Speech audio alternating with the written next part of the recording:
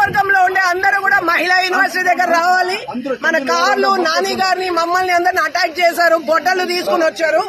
ఓడిపోతారని దిగజారిపోయి ఈ స్థాయికి వచ్చారు.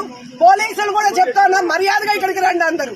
మీ గన్ మ్యాన్ ని పగలగొట్టారు, తల పగలగొట్టారు. ఇక్కడ నాని గారిని మా పైన అంత దాడి గొడ్డలతో దాడి చేస్తా ఉన్నారు. ఇక్కడ దయచేసి రండి అందరు ఇక్కడికి.